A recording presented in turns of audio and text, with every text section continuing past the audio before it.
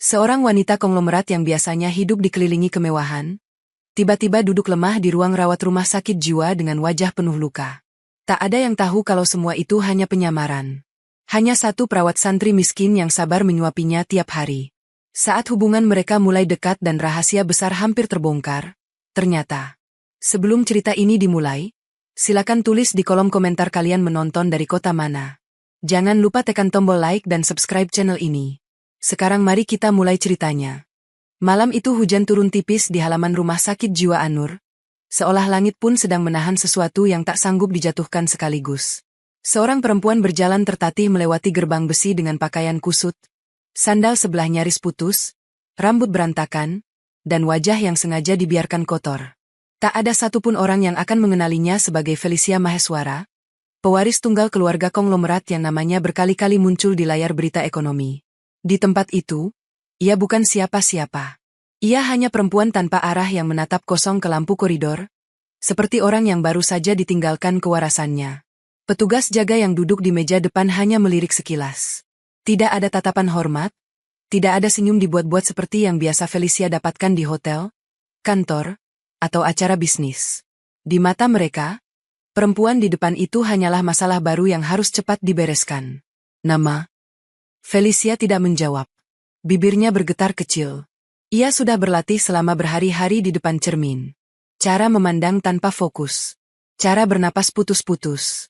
Cara menggigit bibir sendiri seolah sedang berbicara dengan bayangan dalam kepala. Semua ia lakukan agar terlihat meyakinkan. Petugas itu mendecak kesal. Kalau mau masuk, jangan bikin repot. Felicia menurunkan pandangannya. Dalam dadanya, jantung berdetak begitu keras sampai ia takut suara itu terdengar keluar. Ini bukan permainan kecil. Sekali ia salah melangkah, ia bisa dikurung sungguhan di tempat yang bahkan namanya tak pernah ia dengar sampai seminggu lalu. Seminggu lalu, ia masih duduk di ruang kerja apartemennya yang luas, menatap setumpuk dokumen akuisisi yang terus didorong Adrian untuk ia tanda tangani. Adrian, suami kedua ibunya, lelaki yang sejak kematian ayah kandungnya berubah menjadi orang paling sibuk mengatur hidupnya. Awalnya semua tampak wajar. Adrian mengaku hanya ingin menjaga perusahaan tetap stabil. Ia bicara soal tanggung jawab, soal keselamatan aset, soal tekanan pasar. Namun semakin Felicia membaca dokumen itu sendiri, semakin banyak kejanggalan yang tidak bisa ia abaikan. Nilai perusahaan anak cabang yang diturunkan paksa. Pemindahan aset ke pihak ketiga. Nama-nama baru yang mendadak muncul di jajaran pengurus. Dan di antara semua keganjilan itu, Felicia menemukan sesuatu yang paling membuat darahnya dingin. Sebuah catatan kecil terselip di laci ayahnya yang lama tak dibuka. Sudah kusam, sudutnya terlipat, dan tintanya hampir pudar. Hanya ada 3 hal di sana. Nama rumah sakit jiwa Anur. Sebuah tanggal 2 minggu sebelum ayahnya meninggal. Dan satu kalimat pendek yang seolah ditulis dalam keadaan tergesa. Kalau aku terlambat, cari orang yang pernah dibawa ke sana. Sejak membaca kalimat itu, Felicia tak bisa tidur. Ayahnya dinyatakan meninggal karena kecelakaan mobil di jalan tol. Semua bukti terlihat rapi. Terlalu rapi. Tak ada saksi yang jelas. Tak ada rekaman lengkap. Sopir cadangan keluarga mendadak menghilang. Dan Adrian menjadi orang pertama yang bergerak cepat mengambil kendali seluruh perusahaan. Seolah ia sudah tahu persis apa yang harus dilakukan begitu kabar duka datang. Felicia menahan semua curiganya sendirian. Ia tak berani bicara pada siapapun. Orang-orang di sekelilingnya kini terasa seperti dinding yang punya telinga. Maka lahirlah rencana nekat itu. Menyamar. Menghilang dari radar keluarga. Masuk ke rumah sakit jiwa yang tertulis di catatan ayahnya. Mencari sendiri siapa orang yang pernah dibawa ke sana. Bawa ke ruang observasi, kata petugas perempuan sambil menarik lengan Felicia. Sentakan kasar itu membuat Felicia hampir refleks menepis. Namun ia menahan diri. Ia membiarkan tubuhnya goyah, membiarkan kepalanya miring seolah tak paham apa yang sedang terjadi. Seluruh harga diri yang selama ini ia jaga dipaksa runtuh di langkah pertamanya. Koridor rumah sakit itu panjang dan dingin. Cat dindingnya mengelupas di beberapa bagian. Bau obat bercampur lembab menusuk hidung. Dari salah satu kamar terdengar seseorang tertawa keras lalu menangis sesaat kemudian. Dari kamar lain terdengar gumaman ayat-ayat yang bercampur rintihan. Tempat itu bukan sekadar suram. Tempat itu seperti menyimpan putus asa dalam bentuk udara. Felicia didudukan di kursi besi. Seorang perawat memegang dagunya terlalu keras, memeriksa matanya, lalu mencatat sesuatu di lembar formulir tanpa benar-benar melihat wajahnya. Di hadapan perlakuan seperti itu, Felicia merasakan hal yang belum pernah ia rasakan selama 28 tahun hidupnya. Ia tidak dianggap manusia. Tak ada yang peduli siapa dirinya. Tak ada yang peduli apakah ia ketakutan. Tak ada yang peduli apakah tangan yang mencengkeramnya terlalu sakit. Semua berjalan begitu cepat, begitu dingin, begitu biasa bagi mereka yang sudah terbiasa melihat orang-orang kehilangan martabat di tempat itu. Malam pertama datang bersama bunyi pintu besi yang ditutup dari luar. Felicia duduk di ranjang tipis dengan punggung menempel ke dinding. Lampu kamar remang. Bayangan jeruji membelah lantai seperti garis-garis penjara. Ia memeluk kedua lututnya, berusaha menahan tubuh yang mulai gemetar bukan karena dingin, melainkan karena penyesalan yang datang terlambat. Ia memang ingin mencari kebenaran. Tapi ia tak pernah membayangkan harga awalnya semahal ini. Dari ujung lorong terdengar suara seorang perempuan berteriak memanggil ibunya berkali-kali. Di kamar seberang, seseorang menggedor pintu lalu meracau tentang ular di bawah tempat tidur. Setiap bunyi memukul kepala Felicia seperti palu. Ia menutup telinga, memejamkan mata, namun semuanya justru terasa lebih dekat. Untuk sesaat, ia ingin menyerah.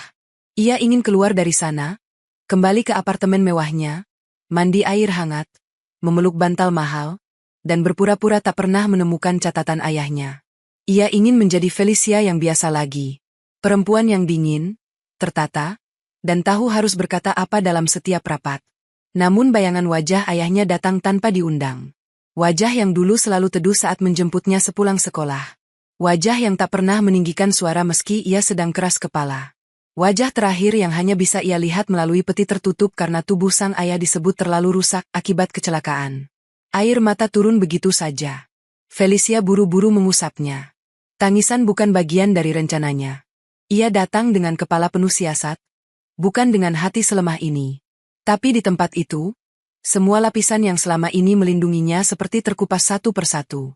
Menyisakan anak perempuan yang sesungguhnya belum pernah selesai kehilangan ayah. Entah pukul berapa, pintu kamarnya terbuka pelan. Felicia refleks menegang. Seorang pria muda masuk sambil membawa nampan kecil berisi semangkuk bubur, segelas air, dan kain hangat. Ia berpakaian sederhana, seragamnya tidak serapi perawat utama lain, seolah pekerjaannya mencakup banyak hal sekaligus. Di kepalanya terpasang peci hitam. Wajahnya teduh. Tidak tampan dengan cara yang mencolok, tetapi menenangkan dengan cara yang aneh. Ia menaruh nampan di meja kecil lalu menarik kursi pelan agar tidak berisik. Belum makan dari tadi, katanya lembut. Felicia menatapnya tanpa berkedip. Ia belum pernah melihat pria itu. Pria itu tidak terburu-buru. Tidak menghela napas jengkel. Tidak memaksa seperti petugas lain. Ia meniup bubur itu perlahan, memastikan uap panasnya turun, lalu mengangkat sendok ke arah Felicia. Sedikit saja. Felicia tetap diam. Bukan karena sedang berakting, tetapi karena tubuhnya benar-benar menolak percaya. Di tempat sekeras ini, kelembutan terasa seperti jebakan lain. Pria itu mengerti. Ia menurunkan sendok, lalu mengambil kain hangat. Dengan gerakan hati-hati, ia membersihkan sudut pipi Felicia yang tadi terkena cipratan air mata bercampur debu. Tidak banyak orang tahu bahwa sentuhan yang lembut kadang lebih menghancurkan pertahanan daripada bentakan. Siapa lelaki ini? Kenapa ia berbeda?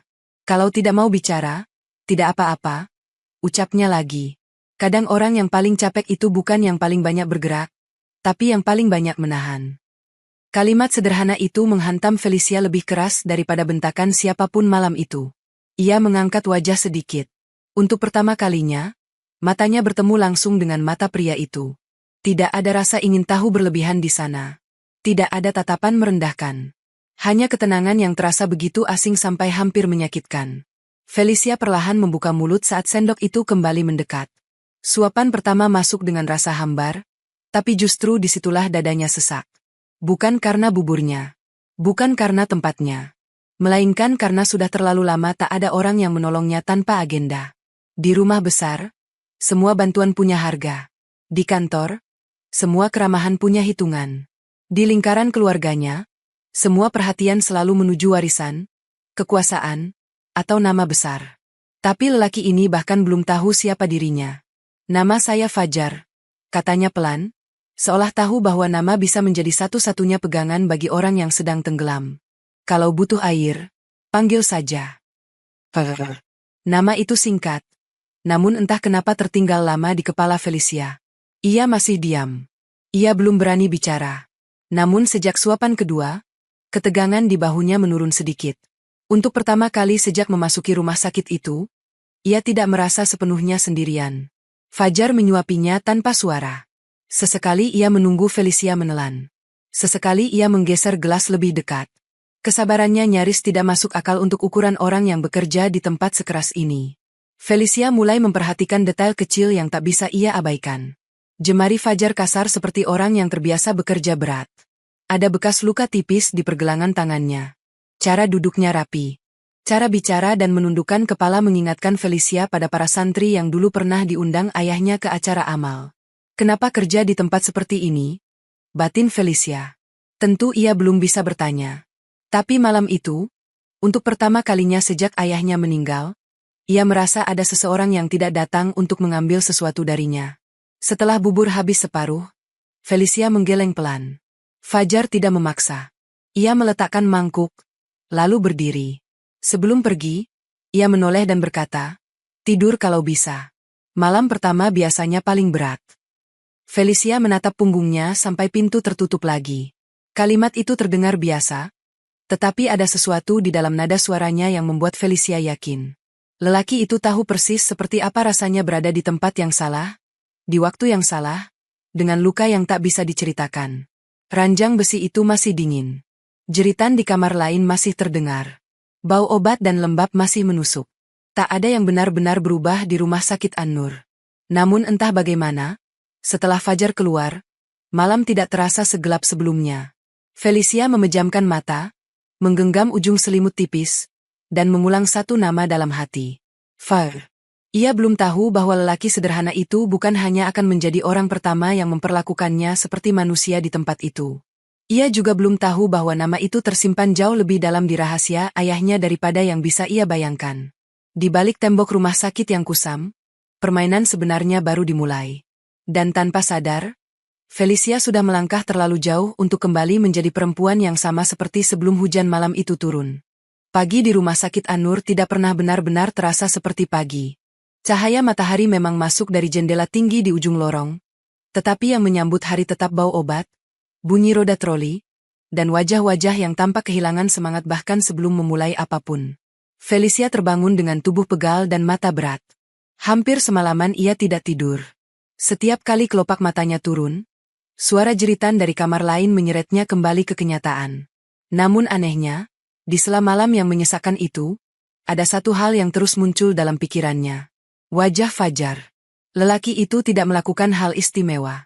Ia hanya datang, menyodorkan bubur, lalu pergi. Tapi justru karena itu, Felicia merasa ada yang tidak masuk akal. Di tempat sekeras ini, orang yang masih bisa bersikap lembut biasanya menyimpan sesuatu. Entah hati yang sangat luas, atau luka yang sangat dalam. Baru beberapa menit ia duduk di tepi ranjang, pintu kamarnya terbuka lagi. Seorang petugas perempuan masuk dengan ekspresi jenuh. Tanpa banyak bicara, ia meletakkan obat di atas nampan kecil dan menyuruh Felicia menelannya. Felicia hanya menatap kosong. Ia tahu dirinya harus tetap memainkan peran. Sedikit salah langkah saja, orang-orang itu bisa mulai curiga. Saat petugas itu hendak memaksa, suara tenang terdengar dari belakang. "Biar saya yang urus." Felicia menoleh. Fajar berdiri di ambang pintu sambil membawa ember kecil berisi air hangat dan handuk bersih. Hari ini ia tampak lebih jelas dalam cahaya pagi.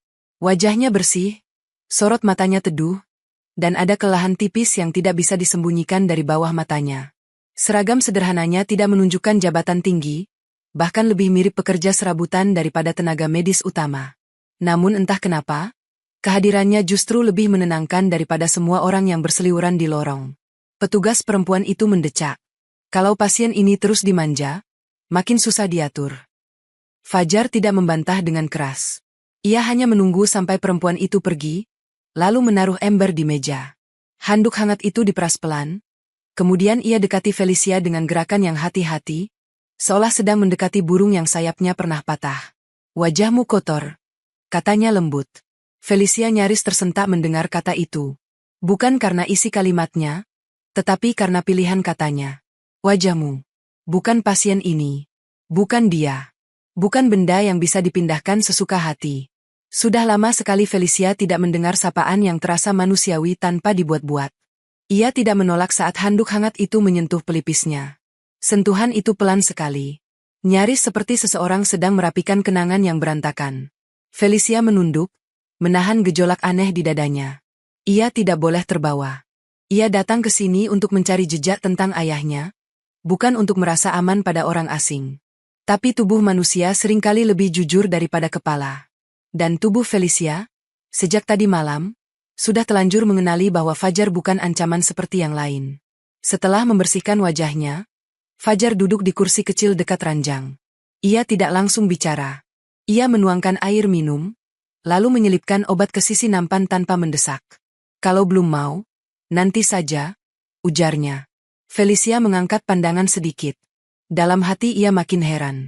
Lelaki ini seperti paham bahwa orang yang sedang terluka tidak selalu bisa dihadapi dengan aturan. Dari lorong terdengar keributan kecil. Seorang pasien lelaki tua berteriak karena mangkuk makannya diambil. Dua petugas menghampiri dengan wajah kesal. Bukan iba. Felicia refleks menoleh. Matanya mengikuti adegan itu dengan hati yang tak nyaman. Lelaki tua itu tampak kurus, kacau, dan ketakutan, tetapi tak satu pun orang memperlakukannya dengan sabar. Fajar ikut melihat ke arah lorong. Rahangnya mengeras sesaat. Namun ia tidak bergerak.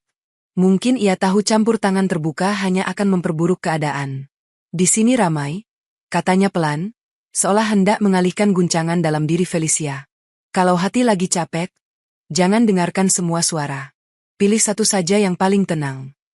Kalimat itu membuat Felicia tanpa sadar menatapnya lebih lama. Siapa sebenarnya pria ini? Logatnya lembut. Kata-katanya sederhana, tapi tidak asal. Ada bekas pendidikan adab dalam caranya bicara. Ada ketundukan yang bukan lahir dari kelemahan, melainkan dari kebiasaan menjaga diri. Felicia pernah bertemu banyak pria berpendidikan tinggi, pengusaha muda, politisi, pewaris, dan profesional yang pandai merangkai kalimat indah. Tapi tak satu pun terdengar setulus ini. Felicia akhirnya membuka mulut sedikit saat Fajar menyodorkan air. Ia minum 2 teguk. Itu cukup membuat mata Fajar melembut. Seolah keberhasilan sekecil itu sudah layak disyukuri.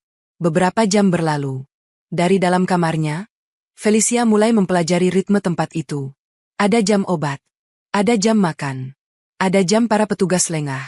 Ada jam ketika lorong sepi, hanya menyisakan suara kipas tua dan sandal yang diseret lambat. Ia menghafal semuanya diam-diam. Dalam penyamarannya, ia harus tetap bekerja. Menjelang siang, 2 petugas sedang berbicara di dekat pintu bangsal. Suara mereka tidak terlalu pelan. Mungkin mereka mengira semua pasien di sini terlalu sibuk dengan kepalanya masing-masing untuk memahami percakapan. Felicia pura-pura duduk memeluk lutut sambil menatap dinding. Padahal seluruh pendengarannya ia arahkan ke lorong. Pasien lama yang dulu ribut itu, yang mantan sopir itu, arsipnya sudah dipindah belum? Yang meninggal malam hujan itu.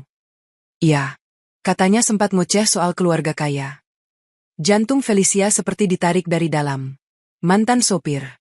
Meninggal. Keluarga kaya. Ia menahan napas. Seluruh tubuhnya mendadak siaga. Catatan ayahnya terlintas lagi di kepala. Cari orang yang pernah dibawa ke sana. Jangan-jangan inilah orangnya. Jangan-jangan ayahnya memang sedang mencoba bertemu seseorang yang tahu terlalu banyak. Sebelum percakapan itu berlanjut, salah satu petugas menoleh ke dalam. Felicia buru-buru kembali menunduk. Mengayun tubuh perlahan seperti orang yang sedang bicara dengan dirinya sendiri. Petugas itu menyipitkan mata sebentar, lalu pergi. Namun cukup 1 menit pendek tadi untuk menyalakan sesuatu dalam diri Felicia. Ia tidak salah datang ke tempat ini. Ada jejak yang memang disembunyikan di An-Nur. Sore hari Fajar kembali dengan semangkuk sup bening dan nasi lembek. Hari itu wajahnya terlihat lebih letih. Ujung lengannya sedikit basah, mungkin habis membersihkan sesuatu.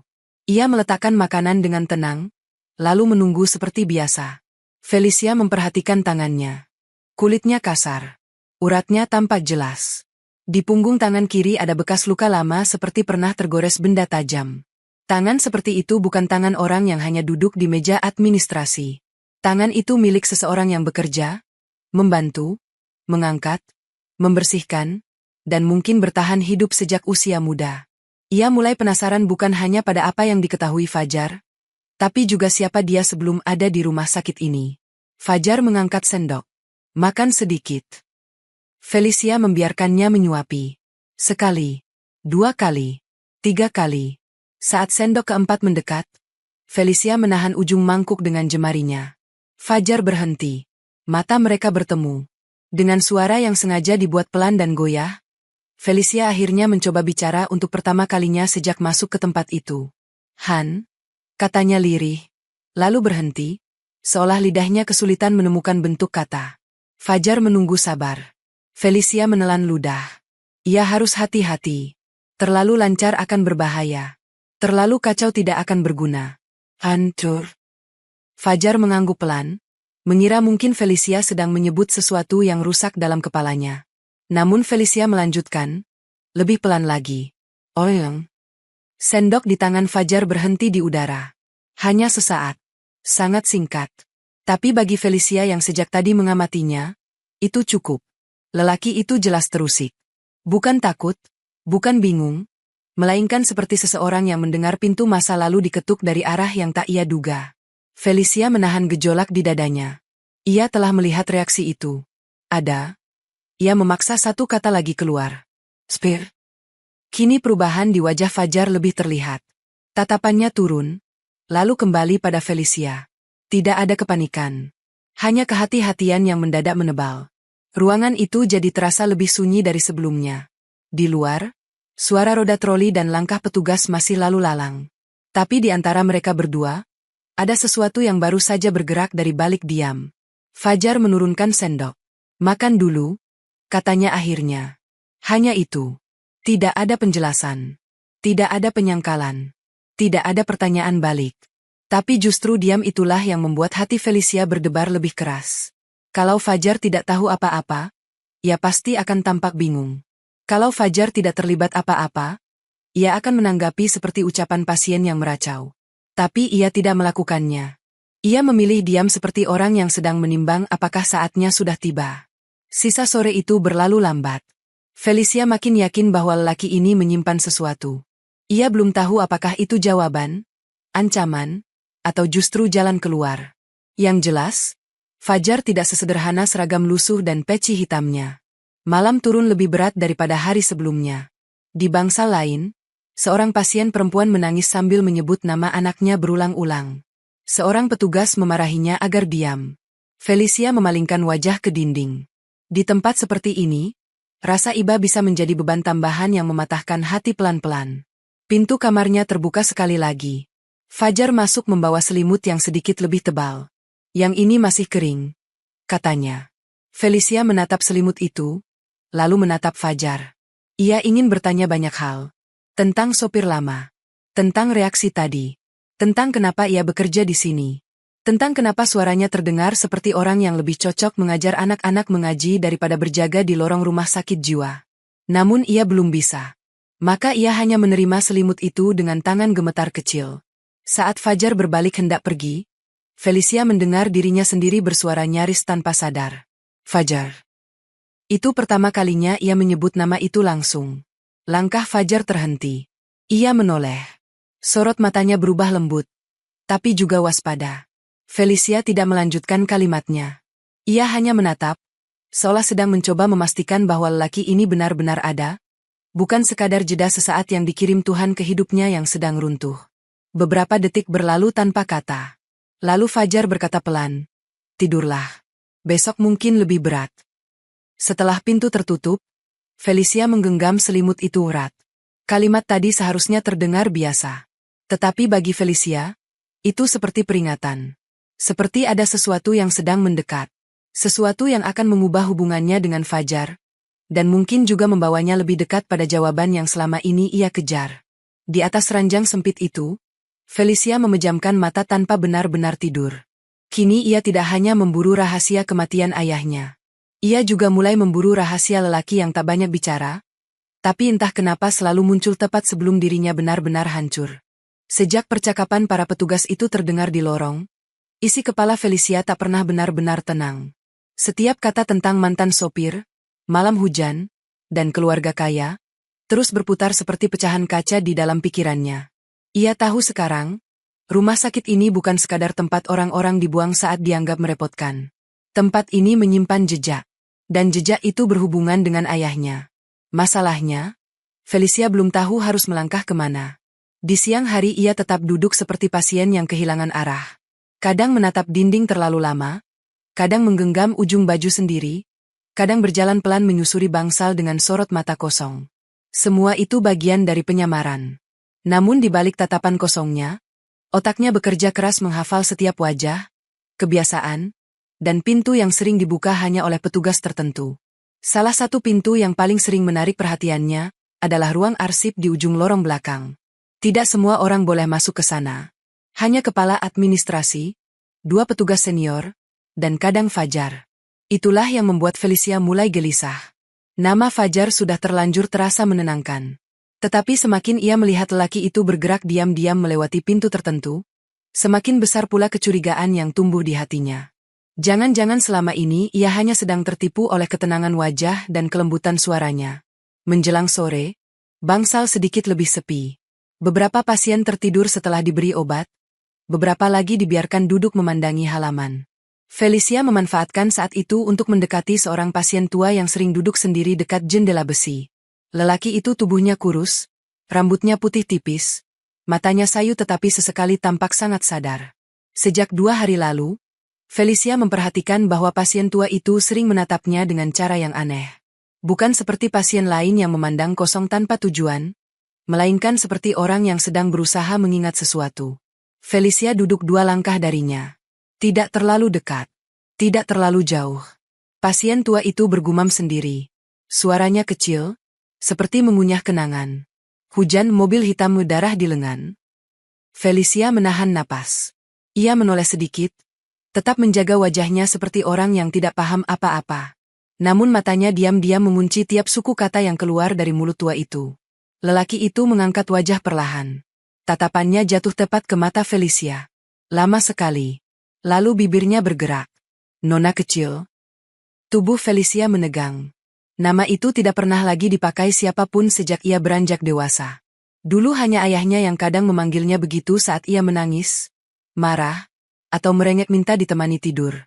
Pasien tua itu tertawa lirih, lalu mendadak matanya basah. Kamu mirip sekali, mata ayahmu. Dunia Felicia seperti berhenti sesaat. Ia ingin meraih bahu lelaki itu, ingin mengguncangnya, ingin memaksa semua jawaban keluar detik itu juga. Tapi ia tahu ia tidak boleh ceroboh. Satu gerakan terlalu sadar bisa memancing mata-mata yang mengawasi. Maka ia hanya mendekat sedikit, lalu berbisik sangat pelan, hampir tak terdengar. Siapa? Pasien tua itu menoleh ke lorong, seperti takut ada yang mendengar. Tangannya gemetar saat meraih ujung kursi. Bukan kecelakaan, bisiknya serak.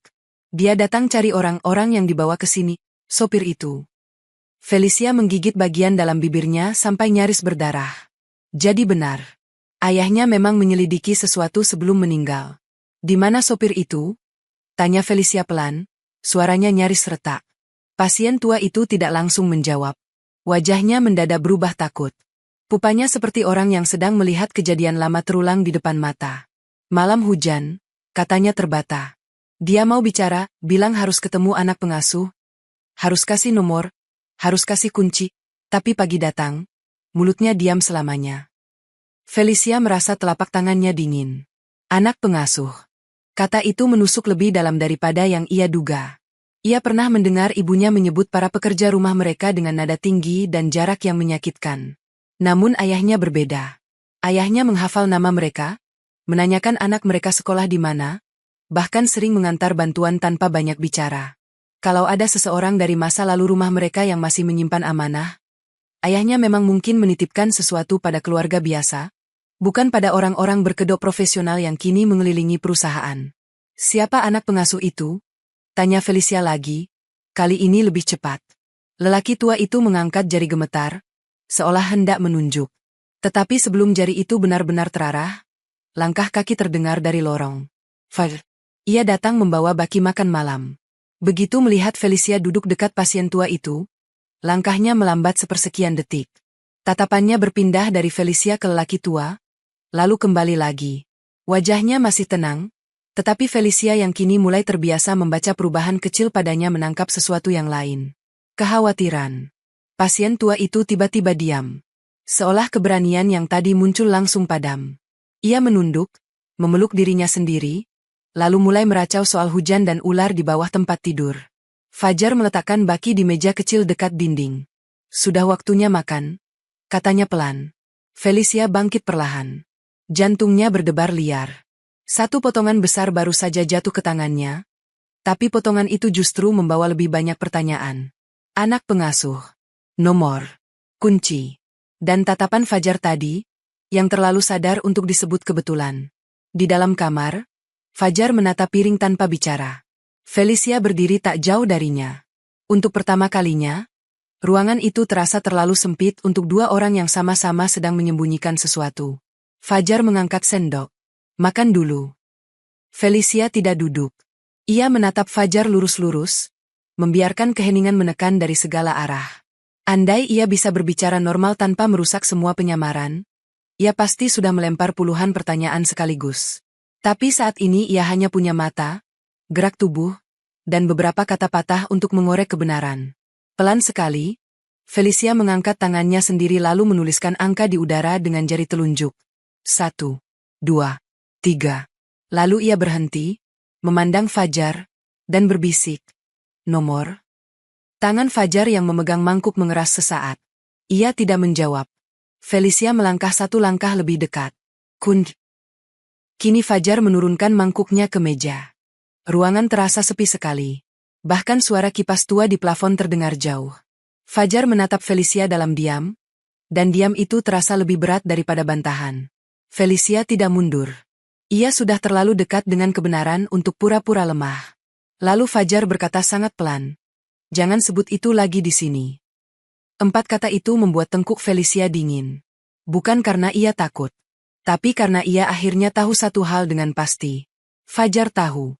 Dan kalau Fajar tahu, berarti lelaki itu berada jauh lebih dekat pada rahasia ayahnya daripada yang selama ini ia bayangkan.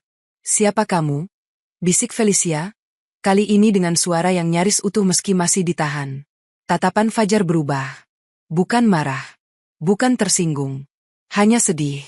Sedih yang dalam dan lama, seperti milik orang yang terlalu sering memikul sesuatu sendirian. "Saya orang yang tidak bisa banyak menjelaskan sekarang," jawabnya pelan. "Tapi percayalah, tidak semua yang diam itu sedang menyembunyikan niat buruk." Felicia ingin percaya. Allah tahu, ia sangat ingin percaya. Masalahnya, hidup Felicia setelah kematian ayahnya dipenuhi wajah-wajah yang lembut di depan, tapi menusuk dari belakang. Adrian tersenyum sambil menyiapkan surat-surat yang merampas haknya. Direksi lama menepuk bahunya sambil menjual masa depan perusahaan sedikit demi sedikit. Bahkan sebagian keluarga besarnya lebih sibuk membicarakan saham daripada duka. Di antara semua itu, hanya Fajar yang terasa tulus. Dan justru karena itulah Felicia paling takut bila ketulusannya palsu. Malam makin larut. Setelah Fajar keluar, Felicia tidak menyentuh makanannya. Ia duduk di tepi ranjang dengan kepala penuh gemuruh. Pasien tua itu jelas tahu sesuatu. Fajar jelas tahu lebih banyak. Dan kata anak pengasuh itu kini berputar-putar di kepalanya seperti doa yang kehilangan arti. Sekitar tengah malam, lorong belakang mulai sepi. Felicia menunggu sampai suara langkah petugas menjauh. Dengan hati-hati ia membuka pintu kamar sedikit. Tidak dikunci. Mungkin mereka mulai terlalu yakin bahwa perempuan kusut di bangsal ini tak mungkin mampu merencanakan apapun. Felicia melangkah keluar tanpa suara. Lorong remang. Lampu kuning pucat menggantung di beberapa titik. Ujung jarinya dingin, telapak kakinya terasa kosong saat menyentuh lantai. Ia bergerak pelan menuju ruang arsip belakang, mengandalkan hafalan dari 2 hari pengamatan. Sampai di depan pintu, ia mencoba gagangnya. Tidak terkunci. Felicia masuk cepat, lalu menutup pintu perlahan. Di dalam, udara pengap bercampur bau kertas lama. Lemari besi kecil berjejer, rak arsip menumpuk, dan sebuah meja kayu dipenuhi map yang diberi label tahun. Ia mulai mencari dengan tangan gemetar. Bukan semua berkas. Ia hanya mencari satu kata. Sopir. Maheswara. Atau apapun yang bisa mengarah pada keluarga mereka. Beberapa map berisi data pasien biasa. Sebagian lagi catatan pengobatan. Sampai akhirnya ia menemukan map coklat dengan label yang sebagian tintanya pudar. Nama di depannya tidak lengkap, tetapi alamatnya pernah ia lihat di buku data karyawan lama milik ayahnya. Felicia membuka map itu. Dadanya langsung sesak.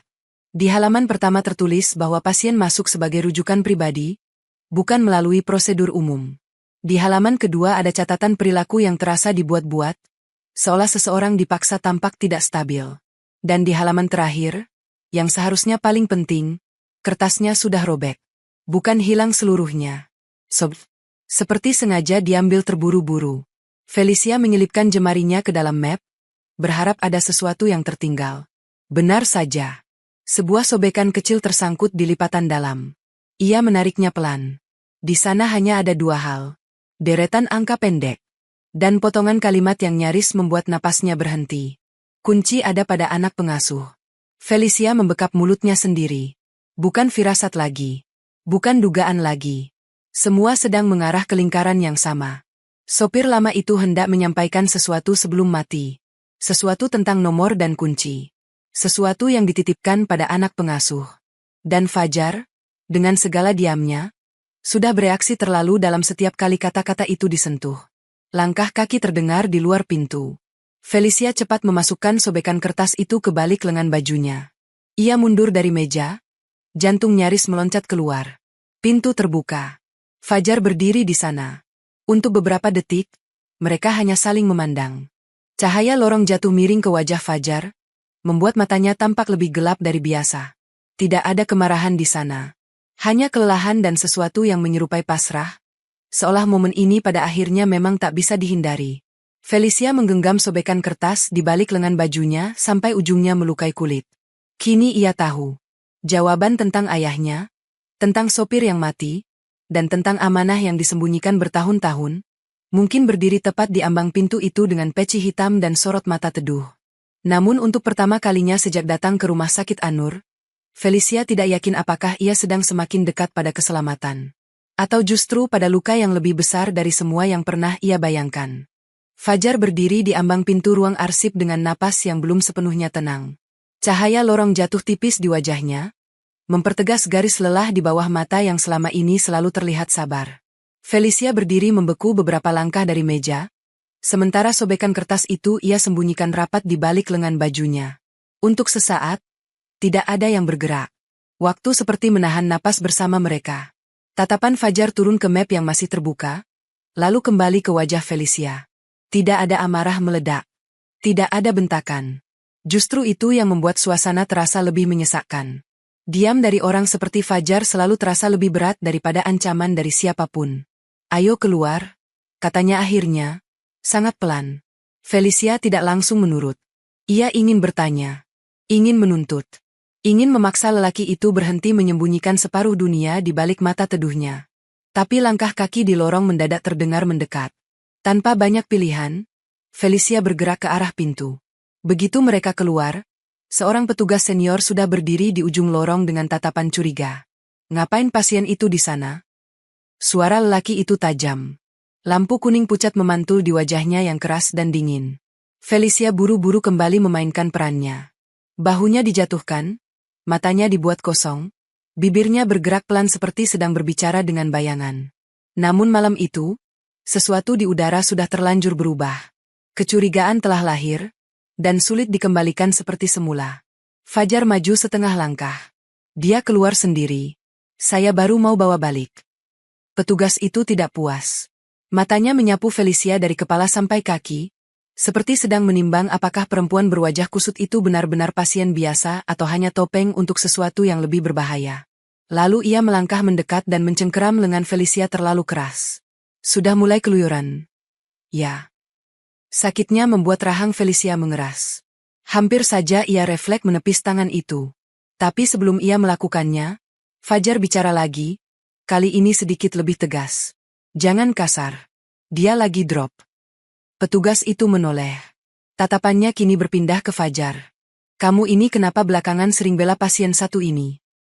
Lorong mendadak terasa sempit. Felicia menunduk. Tetapi dari sudut matanya ia melihat rahang Fajar mengencang. Lelaki itu tampak menahan banyak hal agar tidak tumpah dalam satu kalimat yang salah. Karena kalau dia makin tertekan, bangsal ini yang repot. Jawab Fajar pendek. Jawaban itu cukup masuk akal, tapi tidak cukup menghapus curiga. Petugas senior itu akhirnya mendorong Felicia kembali ke kamar. Sebelum pergi, ia menatap Fajar lama sekali, lalu berkata dengan nada rendah yang dingin. Jangan terlalu ikut campur. Kerja sesuai tugas. Pintu kamar ditutup dari luar. Felicia berdiri di tengah ruangan dengan dada naik turun. Tangan kirinya masih menggenggam sobekan kertas. Nomor itu seperti panas di balik kulitnya. Kunci ada pada anak pengasuh. Kalimat itu kini tidak lagi terasa seperti petunjuk samar. Ia berubah jadi tuduhan diam yang mengarah ke satu nama. Fajar. Tak lama kemudian, suara kunci terdengar lagi. Pintu dibuka, dan Fajar masuk seorang diri. Wajahnya tenang, tapi hanya orang bodoh yang tak melihat bahwa ketenangan itu dipaksa bertahan. Ia mendekat, lalu bicara lirih. Mana kertasnya? Felicia menatapnya tajam. Jadi benar. Ia tahu persis apa yang ditemukan Felicia. Felicia tidak menyerahkan apapun. Ia justru mundur satu langkah. Mata mereka saling menahan. Fajar tidak mencoba merebut. Ia hanya berdiri di sana, seolah paham bahwa satu gerakan salah bisa merusak semua kepercayaan tipis yang susah payah tumbuh di antara mereka. Aku harus tahu, bisik Felicia. Suaranya lebih utuh dari biasanya, nyaris menanggalkan seluruh akting yang ia bangun. Ayahku kesini karena siapa? Sopir itu mati karena apa? Dan kenapa semua jejak selalu mengarah ke kamu? Mata Fajar sempat menutup sesaat, seperti orang yang sudah lama tahu momen ini akan datang tapi tetap tidak siap menjalaninya. Bukan di sini, jawabnya. Kenapa bukan di sini? Felicia menahan suara agar tidak pecah. Apa karena dindingnya punya telinga? Atau karena kamu memang belum siap ketahuan? Fajar mengangkat wajah. Ada luka di sorot matanya. Luka yang bukan lahir dari tersinggung, melainkan dari kenyataan bahwa ia sedang dipandang seperti orang yang mungkin ikut mengkhianati. Saya tidak pernah berniat mencelakai kamu. Kalimat itu justru membuat dada Felicia makin sesak. Karena orang yang paling menyakitkan dalam hidupnya juga pernah terdengar sangat meyakinkan. Aku tidak bisa percaya begitu saja. Fajar mengangguk pelan. Saya tahu. Hening turun lagi. Berat. Basah. Menghimpit. Sebelum salah satu dari mereka sempat bicara lebih jauh, suara langkah cepat kembali terdengar dari lorong. Kali ini lebih dari satu orang. Pintu didorong terbuka. Dua petugas masuk bersama kepala administrasi bangsal, perempuan parubaya yang jarang turun langsung kecuali bila ada masalah besar. Pandangan perempuan itu tajam ke arah Felicia, lalu ke arah Fajar. Kami periksa kamar ini. Tanpa menunggu izin, dua petugas mulai mengacak ranjang, meja, dan bawah kasur. Felicia langsung tahu mereka sedang mencari sesuatu. Mungkin mereka belum tahu persis apa, tapi curiga sudah cukup menjadi alasan untuk memperlakukan pasien seperti penjahat. Salah satu petugas mengangkat bantal, menyibak selimut, lalu memeriksa sela-sela ranjang besi. Petugas lain menarik laci kecil hingga bunyinya memekakkan telinga. Felicia menahan napas. Sobekan kertas itu masih tersembunyi di lengan bajunya, tapi tekanan di ruangan itu membuat jari-jarinya dingin. Dia keluar malam-malam, kata petugas senior tadi.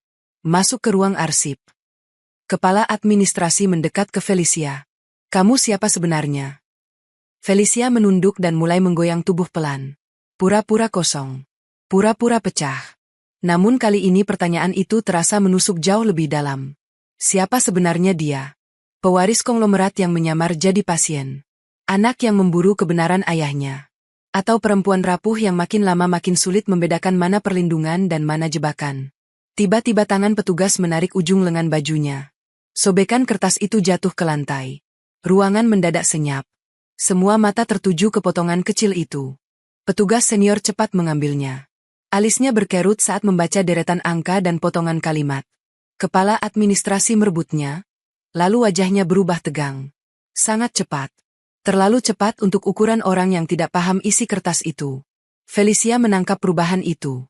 Perempuan itu tahu bahwa dia ke ruang observasi khusus, katanya tegas. Jangan. Fajar maju setengah langkah. Dia tidak stabil. Kalau dipindah malam ini justru makin bahaya. Dan kamu diam. Kepala administrasi berbalik ke Fajar, Matanya dingin seperti besi. Kamu terlalu sering membela pasien ini. Salah satu petugas langsung mencengkeram bahu Fajar agar mundur. Petugas lain menarik lengan Felicia. Kali ini Felicia benar-benar melawan. Bukan karena akting rusak, tetapi karena instingnya berteriak bahwa bila ia dibawa sekarang, ia bisa kehilangan semuanya.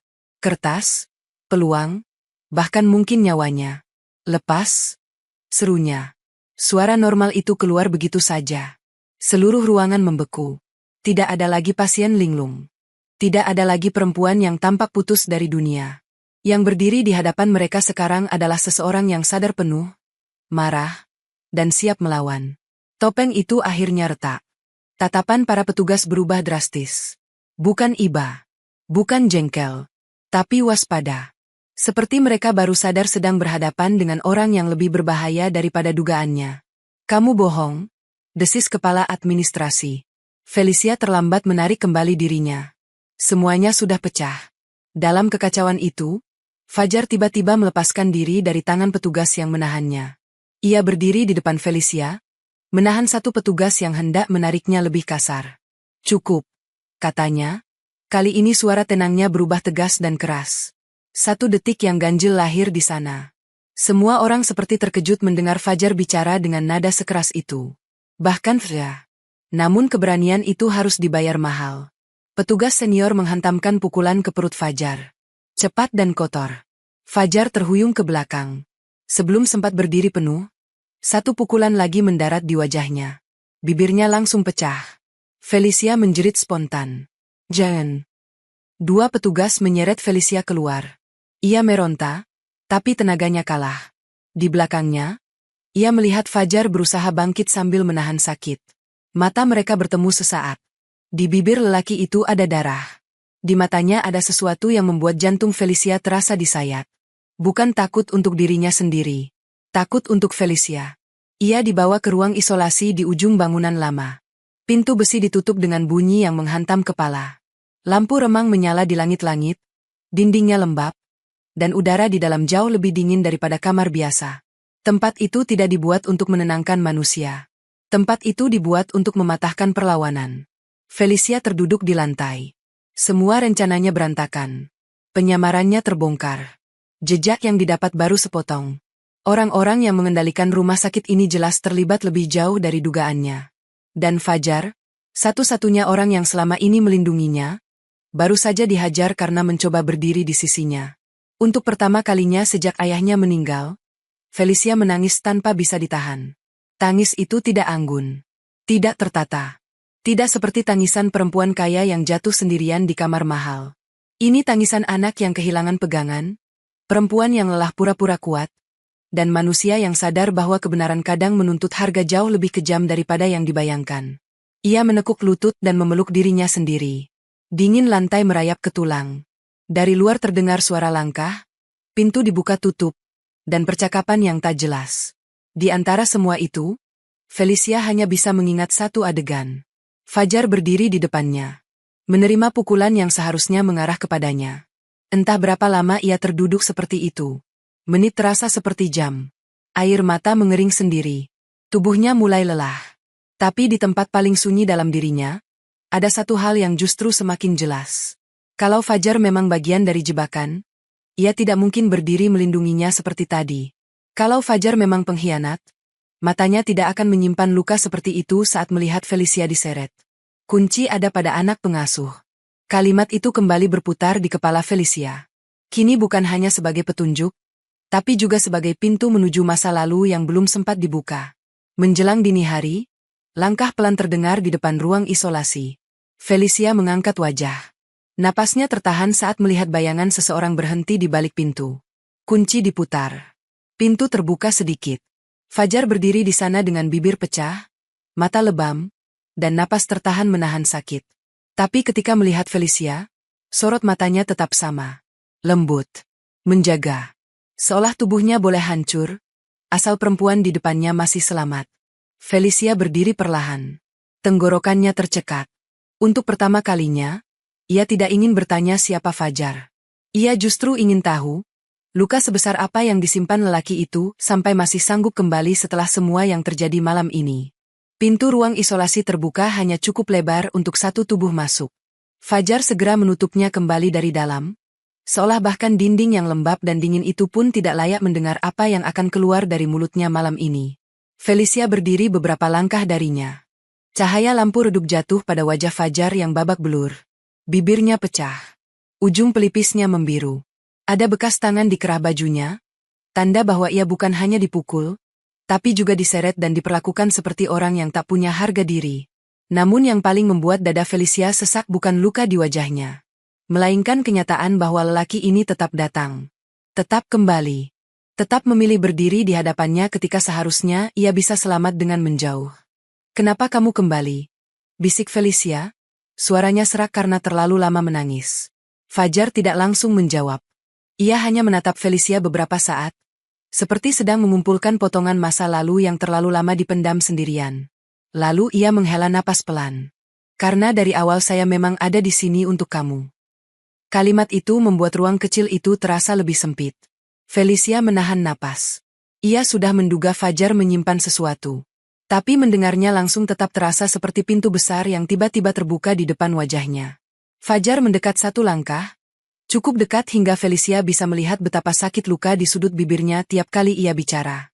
"Ibu saya dulu bekerja di rumah keluargamu," katanya pelan. "Bukan sebagai orang penting. Cuma pengasuh. Orang yang mungkin bahkan tidak dianggap oleh banyak orang di rumah besar itu. Tapi ayahmu tidak pernah memandang rendah ibu saya." Felicia tidak bergerak. Nama ayahnya, bila keluar dari mulut Fajar, selalu terasa berbeda. Bukan seperti saat direksi perusahaan menyebutnya dalam rapat. Bukan seperti saat media menulisnya dalam berita bisnis. Dari Fajar, nama itu terdengar hangat. Seperti seseorang sedang menyebut orang yang benar-benar pernah ia hormati.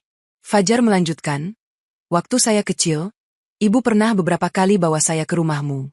Saya masih ingat halamannya luas, lampunya banyak, dan saya takut menyentuh apapun karena merasa semua terlalu mewah.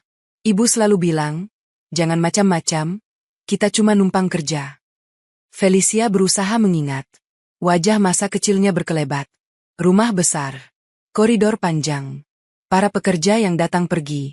Sosok pengasuh perempuan yang mungkin pernah dilihatnya, tapi tak benar-benar ia kenal karena saat itu ia terlalu kecil dan terlalu sibuk menjadi anak yang selalu dijaga dari dunia luar. "Ibu saya pernah difitnah mencuri," kata Fajar lagi, suaranya makin rendah. "Bukan ayahmu yang menuduh, tapi orang-orang di sekeliling rumah waktu itu. Ada yang bilang ibu saya ambil perhiasan. Ada yang bilang dia sengaja mendekat karena mau cari keuntungan. Rumah itu gaduh.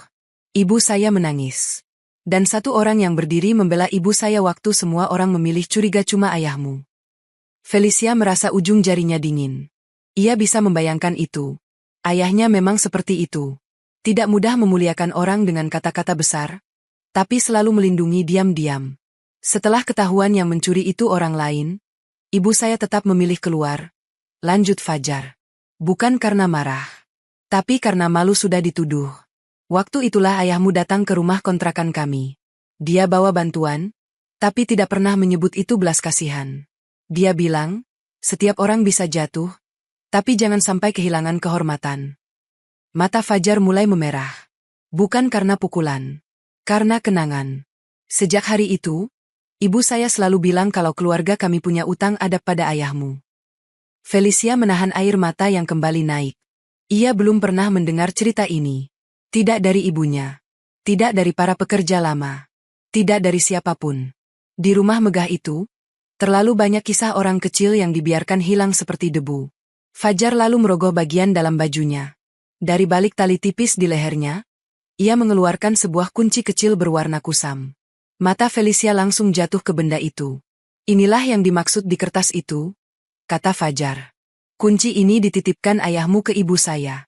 Beliau bilang, kalau suatu hari sesuatu terjadi padanya, dan kamu datang dalam keadaan tidak bisa percaya pada siapapun, maka kunci ini harus sampai ke tanganmu."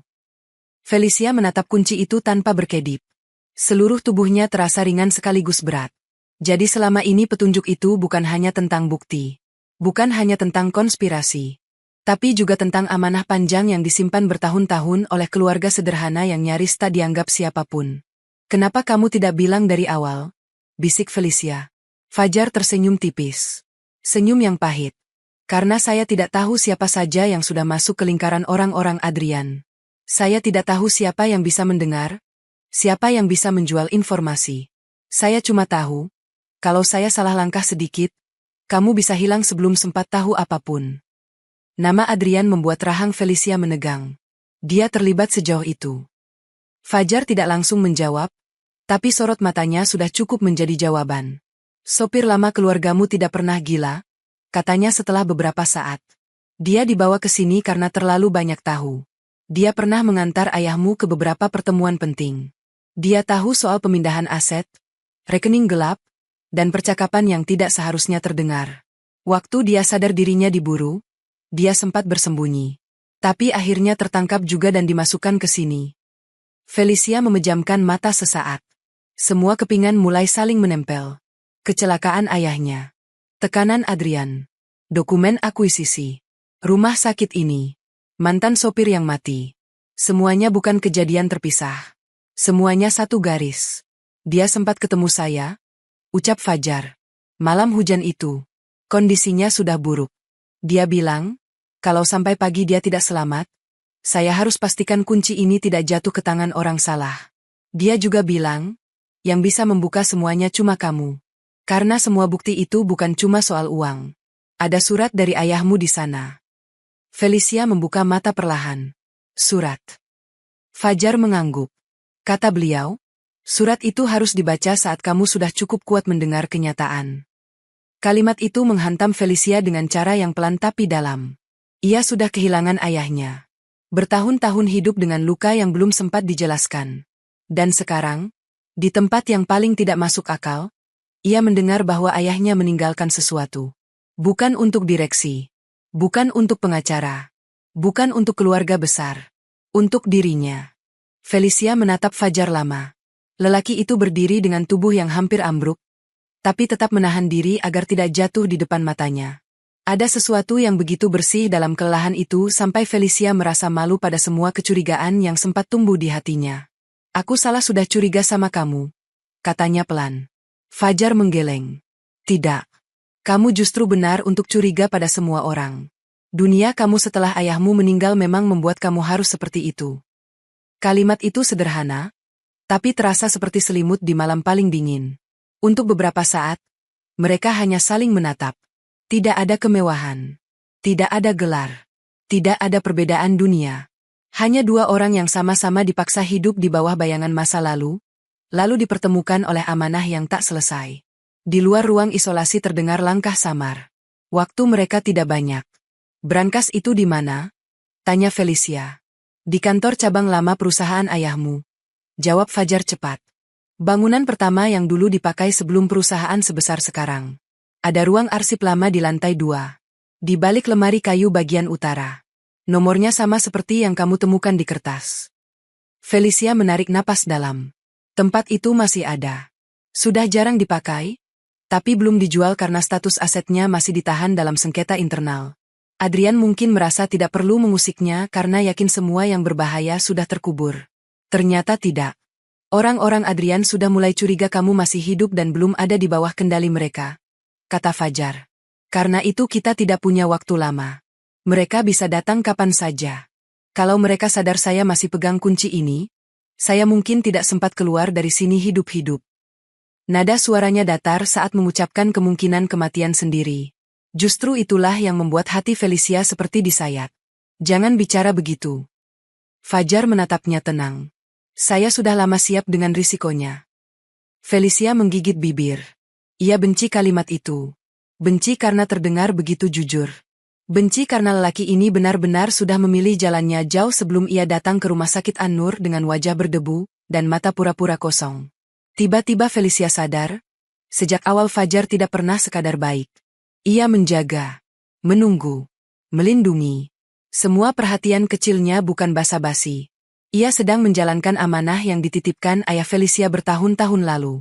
Namun yang membuat dada Felicia paling bergetar adalah satu hal lain. Dalam semua yang dilakukan Fajar, tidak ada kesan terpaksa. Ia memang menjaga karena amanah. Tapi kelembutan di caranya menyuapi, ketenangan di suaranya, dan luka di matanya saat Felicia diseret tadi malam, semua itu tidak lahir dari kewajiban semata. Ada sesuatu yang tumbuh jauh lebih dalam, diam-diam, dan mungkin sama berbahayanya dengan rahasia yang mereka pegang. Felicia melangkah mendekat. Tangannya naik perlahan, nyaris ragu, lalu menyentuh sudut bibir Fajar yang pecah. Fajar sedikit meringis, tapi tidak mundur. "Maaf," bisik Felicia. "Bukan kamu yang harus minta maaf. Kalau bukan karena aku, kamu tidak akan dipukul seperti ini." Fajar menatapnya lama sekali. "Kalau bukan karena kamu, saya mungkin tidak pernah menunaikan amanah itu sampai selesai." Hening turun lagi. Kali ini bukan hening penuh curiga, tapi hening yang berat karena terlalu banyak hal ingin diucapkan, dan tak satu pun punya waktu untuk keluar. Dari lorong terdengar suara orang bicara lebih dekat. Fajar segera memasukkan kembali kunci itu ke balik bajunya. "Dengarkan saya baik-baik," katanya pelan namun tegas. "Besok menjelang subuh, bangsal belakang biasanya paling sepi. Ada satu pintu servis dekat dapur tua. Saya akan buka. Dari sana kita keluar lewat halaman samping. Setelah itu kita langsung ke kantor cabang lama." Kata kita membuat dada Felicia menghangat sesaat. "Kamu ikut?" Fajar seperti hampir tersenyum. "Saya yang pegang kunci." Langkah di luar makin dekat. Untuk pertama kalinya sejak memasuki rumah sakit itu, Felicia tidak merasa sedang berjuang sendirian. Bahaya masih besar. Adrian masih di luar sana. Orang-orang rumah sakit ini masih bisa menjual mereka kapan saja. Tapi kini di tangannya ada arah. Dan di hadapannya ada lelaki yang ternyata telah diikat oleh takdir keluarganya jauh sebelum mereka saling kenal. Saat Fajar hendak membuka pintu, Felicia tiba-tiba memanggilnya. "Fajar." Ia menoleh. Felicia menatapnya dalam-dalam, seolah sedang menyimpan wajah itu ke bagian paling aman dari hatinya. "Aku takut." Untuk pertama kalinya, ia mengakuinya dengan jujur. Fajar diam sejenak, lalu mendekat setengah langkah. "Saya juga," katanya pelan. Tapi kadang yang takut itu justru orang yang paling ingin mempertahankan sesuatu. Setelah mengatakan itu, ia membuka pintu dan keluar seperti bayangan yang harus kembali menyatu dengan lorong gelap. Felicia tetap berdiri di tengah ruang isolasi dengan jantung berdetak keras. Di satu sisi, ia baru saja menemukan jalan menuju bukti yang bisa menjatuhkan Adrian dan membongkar rahasia kematian ayahnya. Di sisi lain, ia baru sadar bahwa lelaki sederhana yang dulu menyuapinya dengan sabar telah menjadi sesuatu yang jauh lebih berbahaya daripada musuh. Ia telah menjadi tempat yang ingin ia lindungi. Dan itulah ketakutan terbesar yang sesungguhnya. Menjelang subuh, rumah sakit An-Nur terasa seperti tubuh tua yang kelelahan menjaga terlalu banyak rahasia. Lorong-lorongnya sepi, lampunya redup, dan udara dingin merayap sampai ke tulang. Di waktu seperti itulah Fajar datang menepati janjinya. Pintu ruang isolasi terbuka sangat pelan. Felicia yang sejak tadi tidak benar-benar tidur langsung berdiri. Wajahnya pucat, tapi sorot matanya kini berbeda. Tidak lagi sekadar mata perempuan yang ketakutan. Ada tekad di sana. Ada sesuatu yang telah bangkit setelah malam pengakuan Fajar. "Sekarang," bisik Fajar. Felicia mengangguk. Mereka berjalan cepat menyusuri lorong belakang.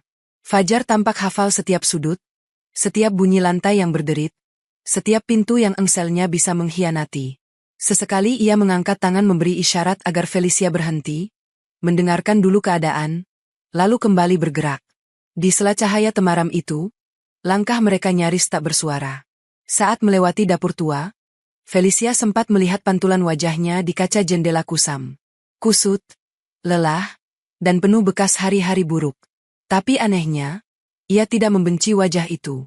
Untuk pertama kalinya, ia melihat dirinya bukan sebagai pewaris kaya yang rusak oleh keadaan, melainkan sebagai seseorang yang sedang berjalan sendiri menuju kebenaran. Pintu servis di ujung dapur dibuka Fajar dengan hati-hati. Udara subuh menerpa wajah mereka. Dingin, basah, bebas. Begitu menginjak halaman samping rumah sakit, Felicia menoleh sejenak ke bangunan kusam itu. Tempat yang nyaris mematahkan akalnya justru menjadi tempat yang mempertemukannya dengan jawaban dan seseorang yang tak pernah ia duga akan menjadi penting. "Jangan lihat belakang terlalu lama," ujar Fajar pelan. Mereka bergerak melewati jalan sempit di samping tembok, lalu keluar ke gang kecil yang nyaris belum terjamah pagi. Fajar sudah menyiapkan motor tua di balik rumpun bambu. Tanpa banyak bicara, ia memberikan helm pada Felicia. Felicia menatap motor itu, lalu menatap Fajar. Dulu ia terbiasa masuk ke mobil mewah dengan sopir, duduk di jok empuk, dan hanya tahu tujuan tanpa pernah peduli jalan. Kini ia naik ke motor tua bersama lelaki yang hidupnya begitu jauh dari dunianya, namun justru terasa lebih aman daripada semua kemewahan yang pernah dikenalnya. Sepanjang perjalanan menuju kantor cabang lama, langit masih abu-abu. Kota belum sepenuhnya bangun. Sesekali Felicia memegang jaket Fajar saat motor melewati jalan berlubang. Sentuhan sekecil itu membuat dadanya bergetar aneh. Di tengah pelarian, ancaman, dan luka yang belum selesai, ia justru merasakan ketenangan yang tak bisa dijelaskan. Kantor cabang lama berdiri di sudut kawasan bisnis yang mulai ditinggalkan. Bangunannya tidak megah seperti kantor pusat Maheswara Group sekarang.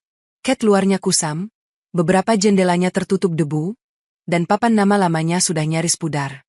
Tapi begitu melihat gedung itu, mata Felicia langsung panas. Di tempat inilah ayahnya dulu memulai semuanya. Bukan dari ruang rapat mewah. Bukan dari gedung kaca. Tapi dari bangunan sederhana yang dibangun dengan kerja keras, mimpi, dan keberanian. Mereka masuk dari pintu samping. Fajar membawa kunci kecil lain untuk akses gudang lama yang rupanya pernah diberikan oleh salah satu staf setia ayah Felicia jauh sebelumnya. Di dalam, bangunan itu sunyi seperti makam kenangan. Bau kayu tua dan kertas lama memenuhi udara. Langkah mereka bergema pelan di lantai yang dingin. Lantai 2, kata Fajar. Mereka naik tangga sempit. Setiap anak tangga seperti membawa Felicia masuk lebih dalam ke masa lalu ayahnya. Sampai di ruang arsip lama, Fajar langsung menuju sisi utara. Di sana berdiri lemari kayu besar yang tampak biasa saja. Namun saat lemari itu digeser bersama-sama, tampak dinding dengan kotak besi tertanam di baliknya. Brankas. Napas Felicia tercekat. Deretan angka disobekkan kertas yang ia simpan sejak malam itu kini terasa hidup di kepalanya. Dengan tangan gemetar, ia memasukkan nomor satu persatu. Lalu Fajar mengeluarkan kunci kusam dari balik bajunya dan memasukkannya ke lubang kecil di sisi kanan. Bunyi klik terdengar sangat pelan. Namun bagi Felicia, bunyi itu terasa seperti suara masa lalu yang akhirnya mengizinkan dirinya masuk. Pintu brankas terbuka. Di dalamnya hanya ada 3 benda. Sebuah flash disk hitam. 1 map coklat tebal. Dan sebuah amplop putih dengan tulisan tangan yang begitu dikenal Felicia sampai lututnya hampir lemas. Untuk Felicia. Tulisan itu milik ayahnya. Felicia mengambil amplop itu lebih dulu. Tangannya bergetar hebat sampai kertasnya nyaris terjatuh. Fajar berdiri diam di sampingnya, membiarkan momen itu menjadi milik Felicia seutuhnya. Saat surat dibuka, aroma kertas lama naik tipis. Tulisan tangan ayahnya memenuhi halaman pertama. Tidak rapi seperti dokumen bisnis. Sedikit tergesa. Sedikit miring. Seolah ditulis oleh seseorang yang tahu waktunya sudah tidak banyak. Anakku, kalau surat ini sampai ke tanganmu, berarti keadaan berjalan lebih buruk dari yang aku perkirakan. Maaf karena ayah tidak bisa menjelaskan semuanya langsung. Ada orang di dalam rumah kita sendiri yang sudah tidak bisa lagi ayah percaya. Bila kamu membaca ini, artinya kamu sedang berjalan sendirian di jalan yang berbahaya. Air mata Felicia jatuh sebelum ia sempat membaca baris berikutnya. Ia menutup mulut dengan punggung tangan. Seluruh tubuhnya gemetar. Suara ayahnya seakan hidup lagi di dalam kepalanya, memanggilnya dengan kelembutan yang selama ini hanya tersisa di kenangan. Fajar menunduk, memberi ruang, tapi tetap berdiri cukup dekat bila perempuan itu sewaktu-waktu goyah. Felicia melanjutkan membaca. Ayah tahu kamu keras kepala. Itu yang membuat ayah bangga sekaligus takut. Dunia yang kamu warisi nanti tidak hanya penuh uang, tapi juga penuh orang yang tersenyum sambil menghitung cara menjatuhkanmu. Jangan percaya pada mereka yang datang hanya ketika kamu masih punya nama besar. Percayalah pada orang yang tetap memuliakanmu ketika kamu tidak punya apa-apa.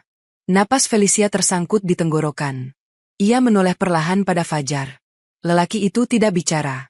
Tapi dari sorot matanya, Felicia tahu bahwa ia juga pernah membaca sebagian makna amanah ini, meski mungkin tidak pernah menyentuh suratnya langsung. Felicia kembali membaca. Ada satu keluarga yang pernah ayah tolong, tapi sesungguhnya justru ayah yang merasa ditolong karena mereka masih menyimpan kehormatan di saat banyak orang menjual dirinya. Bila suatu hari kamu tersesat, dan hanya keluarga itu yang tersisa untuk menjagamu, jangan ukur mereka dari pakaian atau harta. Ukur mereka dari hati. Air mata Felicia kini tak bisa dibendung lagi. Ia membaca sisa surat dengan pandangan kabur. Di bagian akhir, Ayahnya menulis tentang kecurigaan pada Adrian, tentang pergerakan aset yang mulai tidak wajar, dan tentang kemungkinan bahwa dirinya sedang diawasi. Ia menulis bahwa bila sesuatu terjadi padanya, maka bukti utama ada di dalam map dan flash disk itu. Dan bila Felicia berhasil sampai sejauh ini, maka ayahnya percaya putrinya jauh lebih kuat daripada yang selama ini dilihat orang. Felicia menurunkan surat itu perlahan. Lututnya tak sanggup lagi menahan. Ia terduduk di lantai depan brankas sambil menangis diam-diam, bukan seperti perempuan kalah, melainkan seperti anak yang akhirnya mendengar suara ayahnya lagi setelah terlalu lama hidup dalam sepi. Fajar jongkok di hadapannya. Tidak menyentuh. Tidak memaksa. Hanya menjaga. Dia percaya kamu, ucap Fajar pelan. Felicia menutup mata.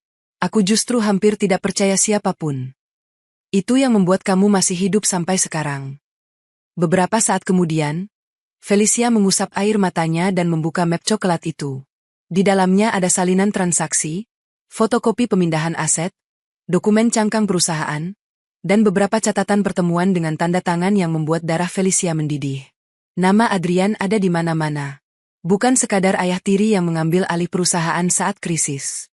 Adrian terlibat langsung dalam penggelapan aset, manipulasi kepemilikan, dan pengosongan beberapa unit usaha yang sengaja dibuat tampak rugi agar bisa diambil murah oleh pihak yang terafiliasi dengannya. Lalu mereka menyalakan flash disk menggunakan komputer lama di ruang arsip. File pertama berisi rekaman suara. Suara Adrian terdengar jelas. Ia sedang bicara dengan dua orang lain, salah satunya kepala administrasi rumah sakit An-Nur.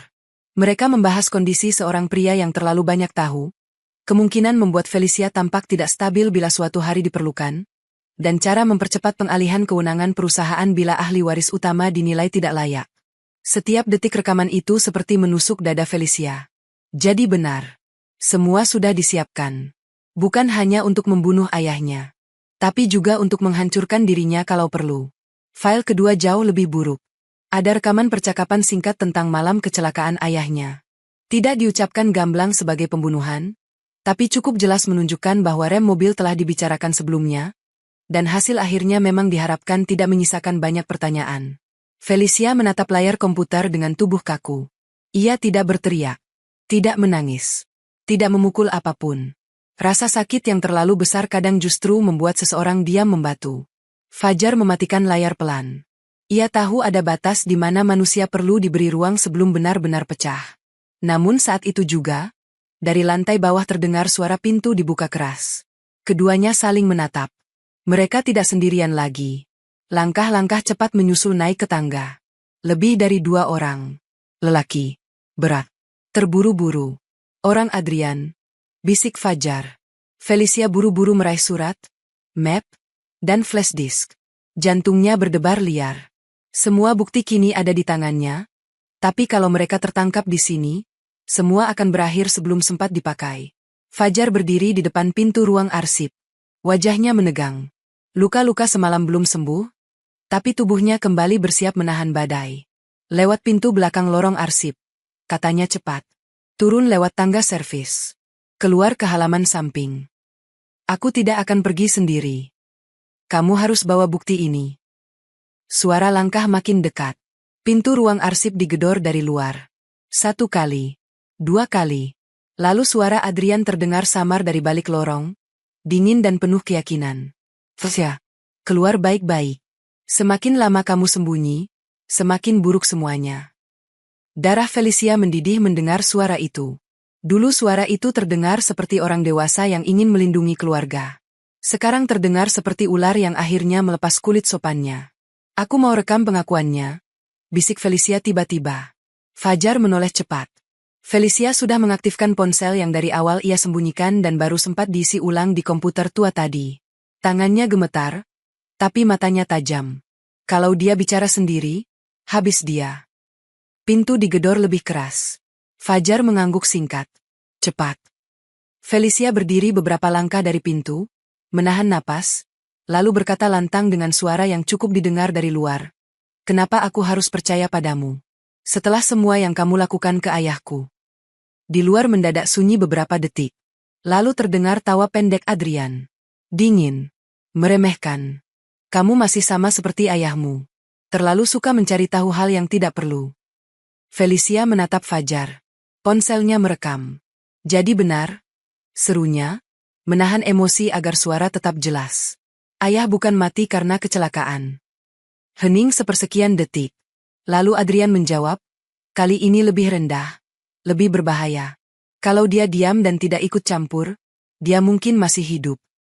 Kalimat itu menghantam ruang arsip seperti petir. Mata Felicia panas. Tangannya nyaris tak kuat memegang ponsel. Tapi ia tetap berdiri.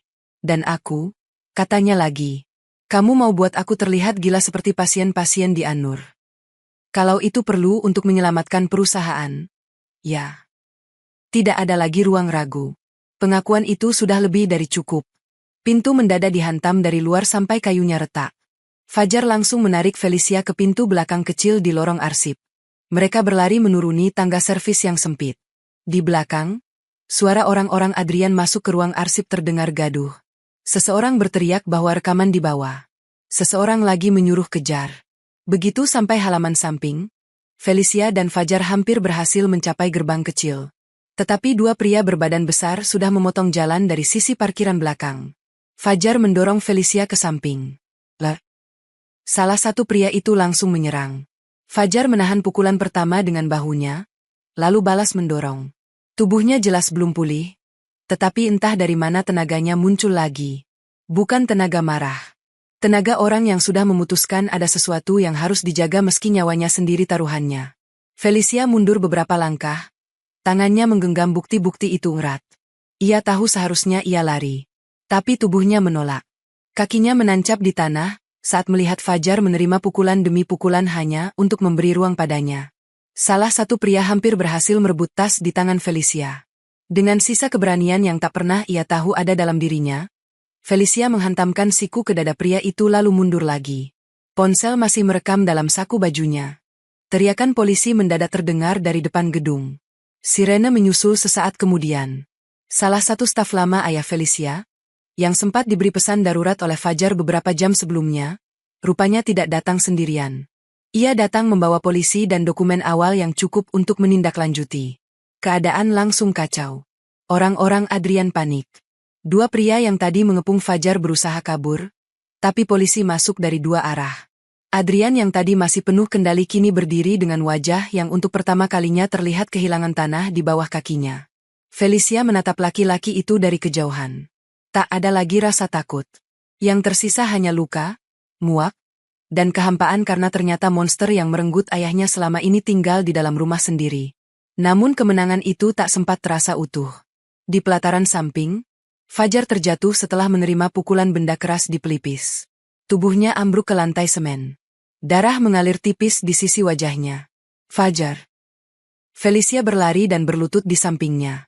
Semua suara sirene, teriakan, dan langkah kaki polisi seakan menjauh. Yang tersisa hanya wajah Fajar yang pucat, mata yang berusaha tetap terbuka, dan napas yang mulai berat. Felicia menahan kepala Fajar di pangkuannya. Tangannya bergetar hebat, bercampur darah, surat ayahnya kusut di sisi tas, dan map coklat menekan pinggangnya. Semua bukti yang sejak tadi ia kejar mendadak terasa tak berarti bila lelaki ini menutup mata di hadapannya. Fajar memandangnya samar. Di sudut bibirnya yang pecah, ada bayangan senyum yang lemah. Buktinya jangan sampai hilang, bisiknya. Air mata Felicia jatuh ke wajahnya. Diam. Jangan bicara. Namun Fajar tetap menatapnya seperti orang yang tidak takut pada sakit, hanya takut meninggalkan sesuatu belum selesai. Sorot mata itu, Allah, sorot mata itu begitu tenang hingga justru membuat hati Felicia hancur. Di tengah sirene yang meraung dan hujan tipis yang mulai turun lagi seperti malam-malam buruk sebelumnya, Felicia sadar satu hal yang paling menyesakkan. Ia telah berhasil menemukan kebenaran tentang kematian ayahnya. Tapi pada saat yang sama, ia mungkin sedang berada di ambang kehilangan orang yang diam-diam telah menjadi alasan terkuatnya untuk tetap hidup. 3 bulan setelah pagi berdarah di kantor cabang lama itu, nama Felicia Maheswara kembali memenuhi layar berita. Namun kali ini bukan sebagai pewaris muda yang dikabarkan rapuh, bukan pula sebagai perempuan yang sempat menghilang tanpa jejak.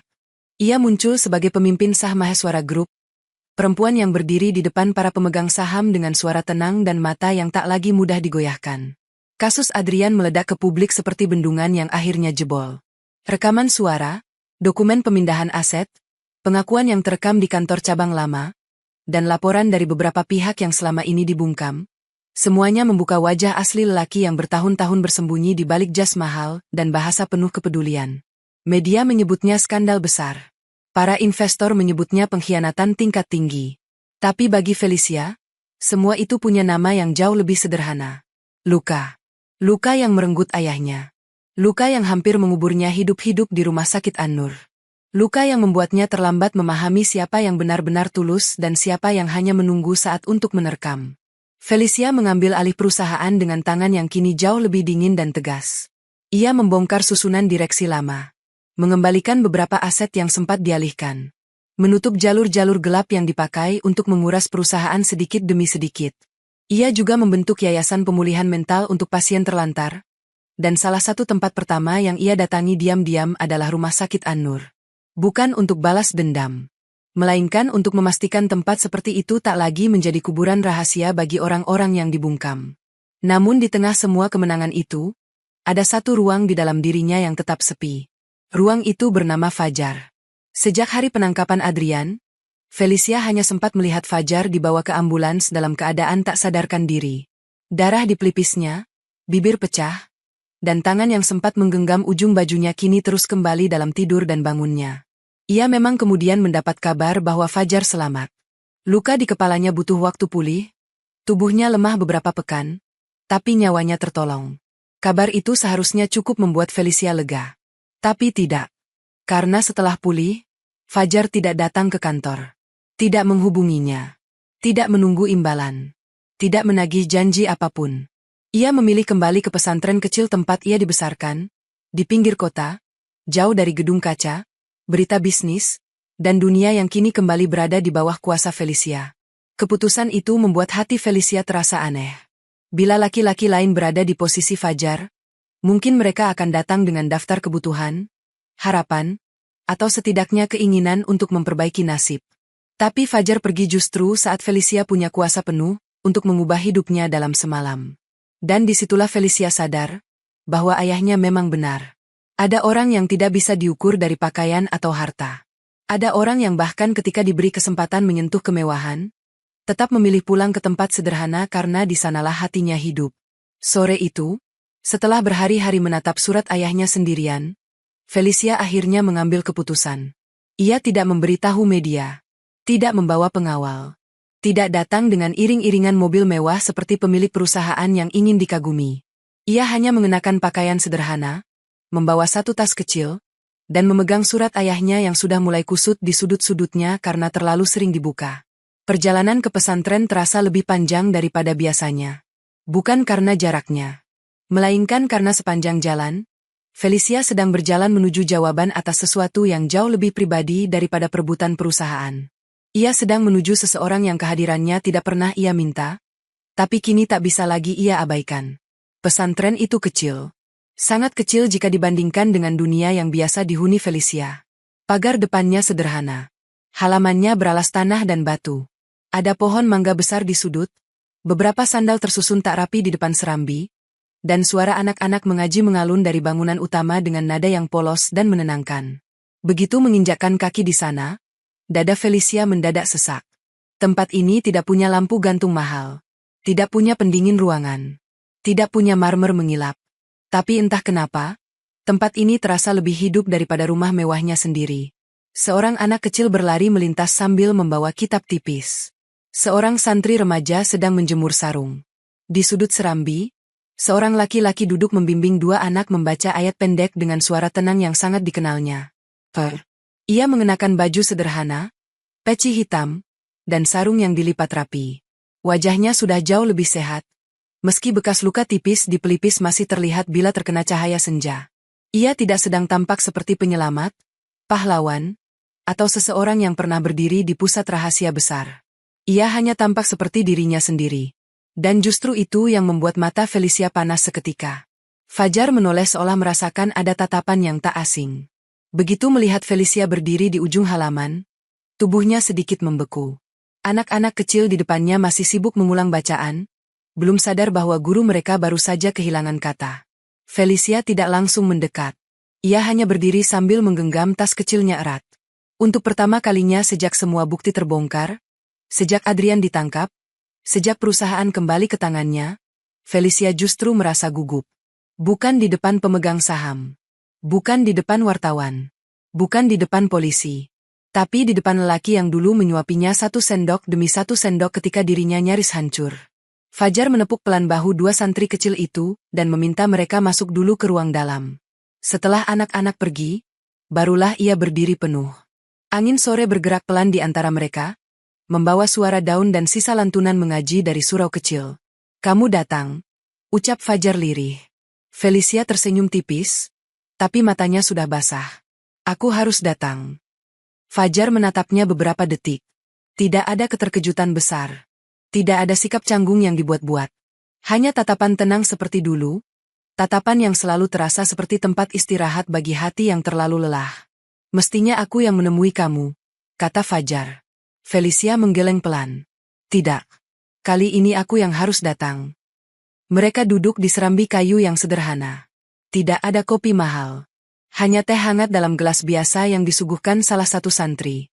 Felicia menerima gelas itu dengan 2 tangan, dan lagi-lagi hatinya terasa aneh.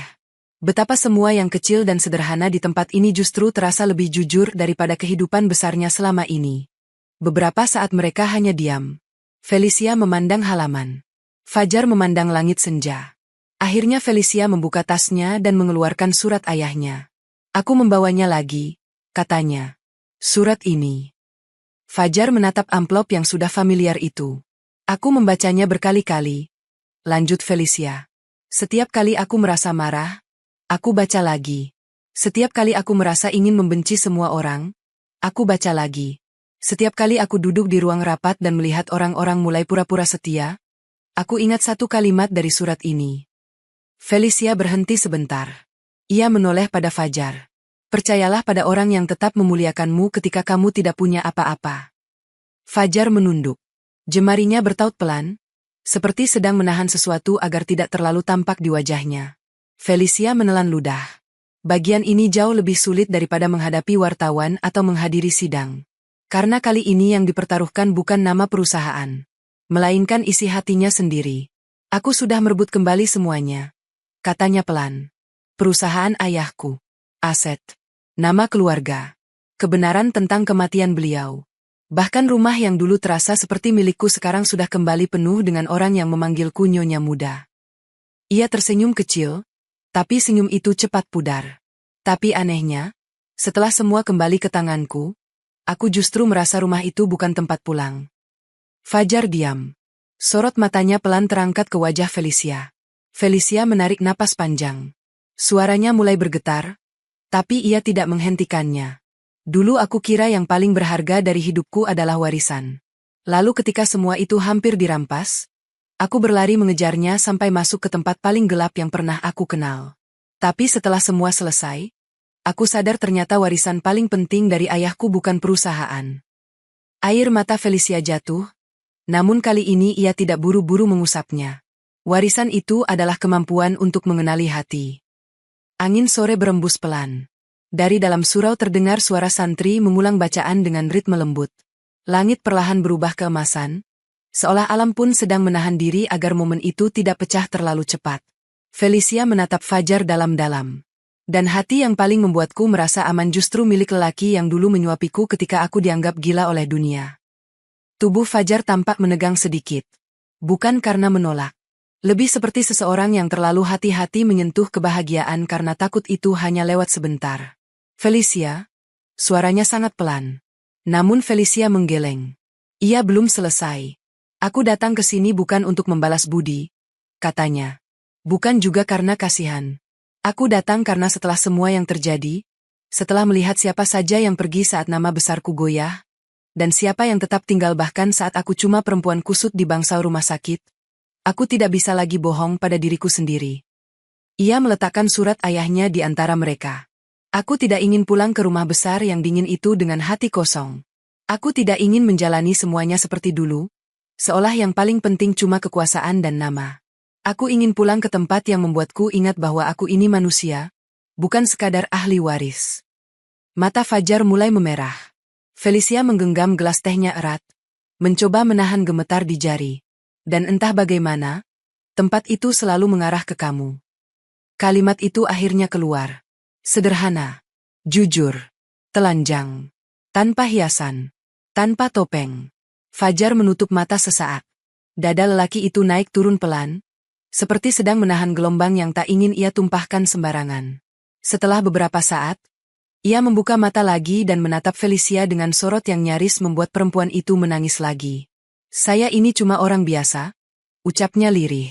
Saya tidak punya apa-apa untuk ditawarkan selain hidup yang sederhana. Felicia tersenyum melalui air matanya. Itu justru yang tidak pernah aku punya. Hening turun lagi. Namun kali ini heningnya hangat. Tidak menusuk. Tidak menakutkan. Hening yang terasa seperti seseorang baru saja membuka pintu rumah setelah perjalanan panjang. Fajar menunduk, lalu tertawa kecil dengan cara yang sangat tipis, seolah ia sendiri tak percaya hidupnya dibawa sejauh ini. Lalu ia mengangkat wajah dan berkata dengan suara yang pelan, jujur, dan begitu bersih. Dari awal saya menolong karena amanah ayahmu. Tapi lama-lama saya bertahan karena saya takut, kalau saya gagal menjaga kamu, saya akan menyesal seumur hidup. Air mata Felicia jatuh lagi. Kali ini bersama senyum yang utuh. Matahari sore mulai turun di balik pepohonan. Cahaya jingga menimpa serambi, lantai kayu, surat kusut, dan dua hati yang sama-sama pernah patah lalu dipertemukan di tempat paling tidak masuk akal. Felicia menatap halaman pesantren itu sekali lagi. Anak-anak mulai berlarian kecil. Angin membawa aroma tanah dan daun. Jauh dari gedung tinggi dan ruang rapat, hidup terasa sederhana, tapi justru disinilah semuanya terasa lengkap. Pelan sekali, Felicia berkata, kalau kamu mengizinkan, aku ingin belajar pulang ke kehidupan yang seperti ini. Fajar tidak langsung menjawab dengan kata-kata besar. Ia hanya menggeser surat itu pelan, lalu menaruh tangannya di atas lantai kayu di antara mereka. Tidak memaksa. Tidak menarik. Hanya hadir. Felicia melihat tangan itu. Tangan yang kasar. Tangan yang pernah menyuapinya. Tangan yang pernah berdarah saat melindunginya. Tangan yang tak pernah meminta apapun. Lalu Felicia menaruh tangannya di atas tangan itu. Tidak ada musik megah. Tidak ada janji berlebihan. Tidak ada penutup yang dibuat-buat. Hanya senja, serambi pesantren, suara santri mengaji, dan dua manusia yang akhirnya mengerti bahwa cinta sejati tidak selalu datang dengan kemewahan. Kadang ia datang dalam bentuk kesabaran. Dalam bentuk bubur hangat di ruang paling dingin. Dalam bentuk diam yang menjaga. Dalam bentuk luka yang rela ditanggung. Dan pada akhirnya, Felicia mengerti satu hal yang selama ini ia cari kemana-mana. Pulang ternyata bukan soal rumah paling besar. Pulang adalah hati yang tetap memuliakanmu ketika seluruh dunia kehilangan cara untuk melihatmu sebagai manusia. Dan di hadapan Fajar, untuk pertama kalinya setelah sekian lama, Felicia benar-benar merasa pulang.